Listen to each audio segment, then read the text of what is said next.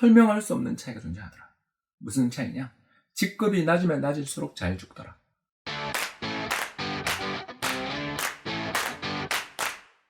안녕하세요. 이코노미스트 홍춘욱입니다. 이번 시간에는 경제학의 기초 지식에 대해서 살펴보는 순서가 될 텐데요. 바로 인과관계를 밝혀내는 방법에 대해서 설명해 보겠습니다.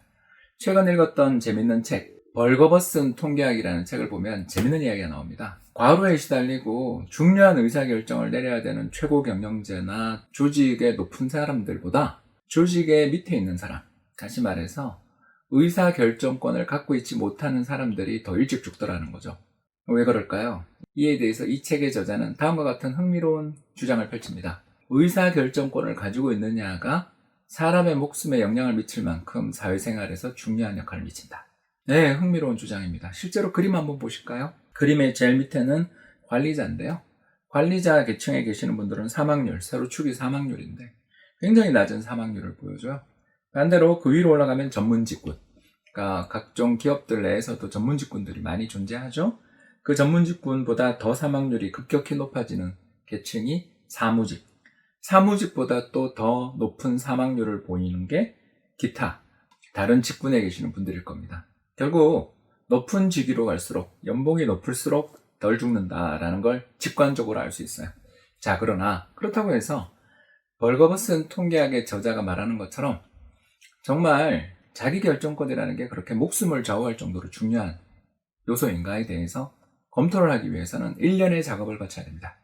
그게 이제 바로 회귀분석이라는 건데요. 오늘 제 강의를 잘 따라오시기만 한다면 회귀분석이 어떤 것인지 간단한 과정을 통해서 금방 이해하실 수 있지 않을까 생각합니다. 회귀분석이라는 게 뭐냐?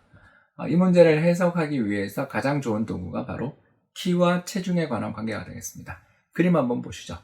가로축은 키, 신장이 되겠고요. 세로축은 체중입니다. 금방 보더라도 우리는 알 수 있죠.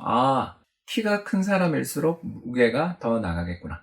이와 같은 관계들 사이를 해석하기 위한 도구가 바로 회귀분석입니다. 엑셀에서 손쉽게 할 수 있어요. 근데 굳이 지금 여기서 엑셀을 킬 필요도 없이 여기다가 이제 y는 x의 관계를 만들어주는 1차 함수라는 걸 한번 만들어 보자라는 겁니다. 그게 이제 바로 다음 그림이 될 것 같은데요. 세로축은 똑같습니다.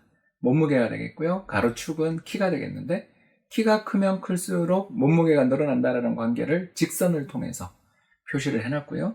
이 점들은 이 직선에서 얼마나 벗어나 있는지에 따라서 잔차, 레지듀얼이라는 걸 측정하게 되는데요. 이와 같은 식을 만들어내는 과정들이 바로 회귀분석입니다. 그 회귀분석을 어떻게 하면 잘할 수 있느냐에 대해서는 다른 통계학 시간에 공부하면 됐고요. 중요한 건 이 회귀분석을 통해 우리는 예측력을 갖게 되고 또 중요한 인자가 무엇인지를 걸러낼 힘을 갖게 됩니다. 다음 식을 한번 보시죠. 다음 식은 체중이 마이너스 135 더하기 4.5 곱하기 신장이라는 관계식을 가지고 있다는 것을 밝혀냈습니다. 이건 바로 뭐냐? 아까 있었던 직선입니다. 그 직선의 관계에서 본다면 결국 키가 조금씩 커질 때마다 약 4.5의 비율로 몸무게가 늘어나더라. 이런 관계를 갖고 있다는 것을 금방 알 수 있습니다. 그래서 어떤 사람의 키만 알면 대략적으로 그 사람의 몸무게를 추정할 수 있게 되는 거죠. 굉장히 중요한 발견입니다. 자, 그런데 여기서 끝을 내면 재미없죠. 여기서 하나 더 관계를 봐야 됩니다. 저와 같은 사람들의 이 옛날 사진, 제가 예전에 찍었던 채훈이나 우진이를 데리고 찍었던 사진을 보면 되게 날씬한 적이 있었어요. 근데 최근에 찍은 사진들을 보면 살이 늘어지고 이중턱이 생깁니다. 결국 뭘 뜻하죠? 나이가 늘어나면 늘어날수록 몸무게는 늘어날 가능성이 있다는 거죠. 신진대사가 저하돼서 그렇다, 이런 이야기를 많이 하는데요. 그걸 다시 식으로 포함하면 다음과 같은 식이 되겠습니다. 체중은 마이너스 135, 이건 앞에랑 똑같죠? 더하기 4.6 곱하기 신장. 앞에는 4.5 곱하기 신장이었는데 4.6 곱하기 신장이 됐죠. 숫자가 달라졌습니다. 바로 왜 그러냐? 나이라는 변수를 집어넣음으로써 신장, 키가 미치는, 몸무게에 미치는 영향을 더욱더 정확하게 밝혀낸 거죠. 그래서 나이가 한 살 늘어날 때마다 0.1의 비율만큼 몸무게가 늘어난다. 이 나이 들면 몸무게 관리 잘해야 된다. 더 나가서 우리 무릎이나 이런 고관절들 조심해야 된다는 걸 금방 알 수가 있어요. 이런 식으로 하나씩 변수를 추가해 나감으로써 점점 더 우리는 사람의 몸무게를 더 잘 예측할 수 있게 되는 거예요. 이게 바로 회귀 변수의 중요한 포인트입니다. 물론 이제 여기다가 또 하나 더 넣어야 되는 게 여자냐 남자냐. 여성들 같은 경우는 상대적으로 키와 몸무게 사이의 관계가 덜 할 것이고, 남자들은 또 근육질들이 많으니까 키가 크면 클수록 근육량이 늘어날 가능성이 높으니까 몸무게가 더 커지는 관계가 있겠죠. 이런 식으로 변수 중요합니다. 자, 키. 몸무게에 영향을 미치는 첫 번째 변수는 키, 두 번째는 나이, 세 번째는 남자냐 여자냐, 그리고 네 번째는 소득 수준. 못 사는 사람일수록 몸무게가 더 많이 나가는 경향이 있다라는 것을 밝혀낼 수도 있는 거죠. 이런 여러 가지 요인을 밝혀내기만 하면 이 사람의 키와 나이, 소득 수준, 남녀이냐 아니냐에 따라 이 사람의 키를 정확하게 추정해 나가는, 그리고 각각 키와 나이와 성별과 소득 수준이 어떤 영향을 미치는지까지 추정할 수 있어요.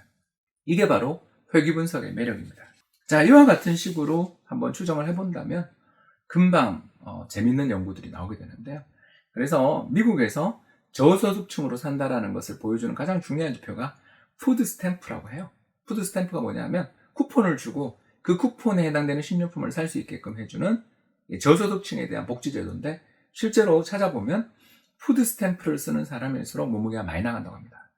왜 그럴까요? 쫓기기 때문이겠죠.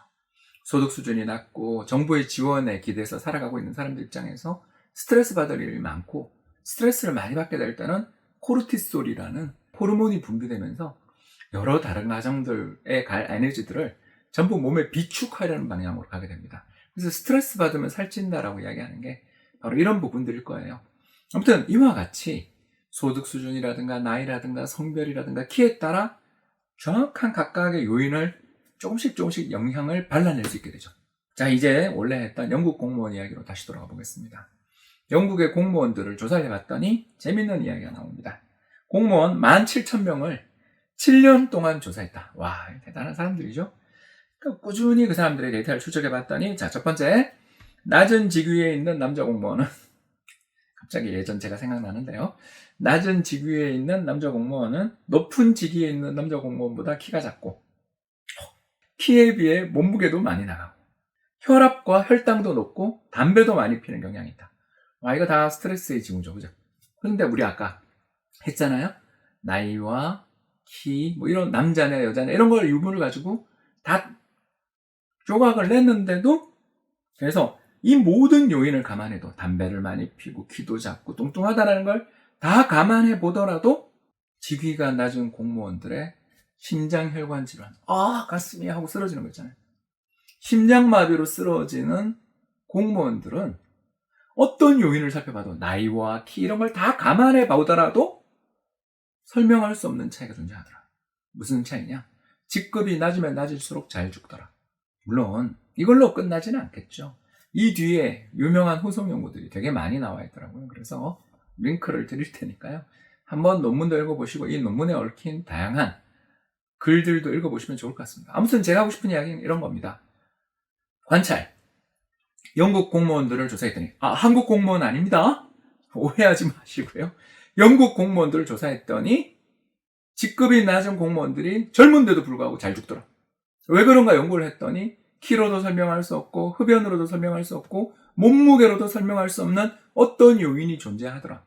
그래서 연구자들은 이게 스트레스, 자기 마음대로 일을 결정할 권한이 없는, 오늘 몇 시에 퇴근합니다라고 상사에게 편하게 이야기하기 어려운 환경에 있는 공무원일수록 잘 죽더라.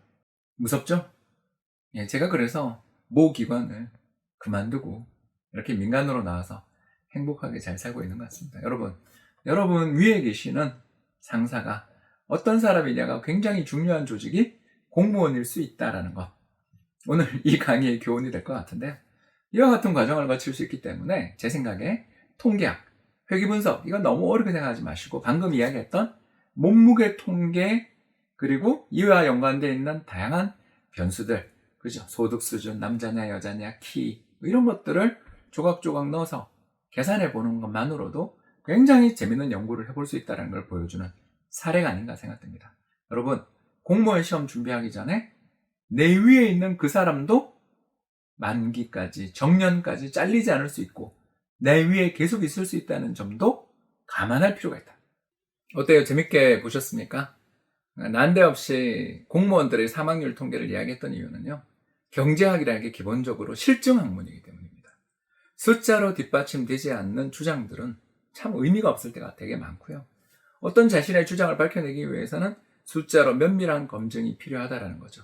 그렇기 때문에 이와 같은 과정, 키와 몸무게, 더 나아가서 나이, 성별, 소득 수준으로 나아가는 단계의 분석을 통해서 보다 정확한 사회에 미치는 영향들, 몸무게에 미치는 영향들을 추정할 수 있었던 것처럼 경제정책들이라든가 수많은 사회에 벌어지는 일들도 이런 방식을 통해 인과관계, 어떤 요인이 사망률을 높였는가, 어떤 요인이 몸무게를 올리는가에 대한 분석들을 우리가 고민해 볼 수 있는 거죠. 물론 이게 모든 걸 해결해 주진 못합니다만 경제정책을 집행하고 사회현상을 이해하는데 이런 통계적 인식과 사고방식을 가지면 굉장히 편리하다. 그리고 경제학은 그런 실증적인 통계들을 이용한 학문이다. 이 말씀을 드리고 싶었습니다. 앞으로도 이 시리즈에서는 이런 재밌는 사례들을 위주로 해서 경제학의 여러 원리들과 연결해 보려는 시도를 계속할 텐데 많은 성원 부탁드립니다.